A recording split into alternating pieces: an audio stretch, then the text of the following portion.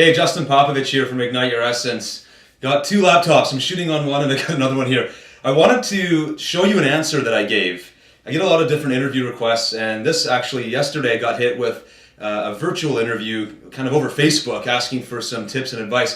And this guy, Richard Smith, he's got a great little cause on the go here, and he's looking for different experts for their opinions on some advice for new entrepreneurs, specifically in the online business world, which is where I've built my business. And I wanted to give you one of my answers here based on a very interesting question that he asked. And specifically, when I get questions like this, I always answer them as quickly as possible so that I don't have a lot of time to think, and that I give my most truthful answer. And then I read it back and I thought to myself, this is something I talk about all the time with people, and I wanted to share it with you. So he had a bunch of questions, but question number 2 was, if you were coaching a person one-on-one, what would be the primary skill you would teach them first and above all else? Again, keeping in mind that this is for sort of newbie entrepreneurs that need a lot of help and face a lot of adversity when they first get started. And so here's my answer. I said, start preparing yourself to become way more mentally tough than you probably currently are. Read books about motivation, mental toughness, or just general mindset that rid you of whining and complaining, either verbally or mentally. The only people who make it in this business, or any business for that matter, are willing to do whatever it takes and don't waste time complaining about how hard the tech stuff is, or that they don't know copywriting or design, or just various things that we talk about in my business.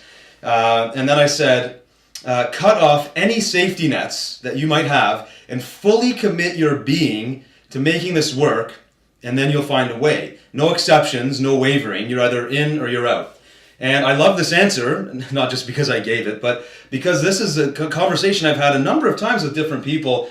And I say it, I'm almost getting heated when I say this, because we all need to have this sort of aggressive approach with ourselves where any areas where we're complaining or whining or wavering on a decision are going to be a huge point of weakness for us. And as soon as we take a stand, as soon as we decide to do something and throw all of ourselves into it and really give ourselves no other option, is generally where we make the most progress and when you actually meet the most success. So as an example, when I wanted to become an entrepreneur, I planned it a little bit, but one day I eventually just had to write my resignation letter and quit. And it was really horrible timing for it. I had a horrible plan. There was no real right way to do this. I probably could have planned it a little bit better, but I was in. If I talked about being in or out, I was going all in. And even though it was difficult, here I am 5 years later, and I'm receiving a lot of the benefits of having made that committed decision with no safety net.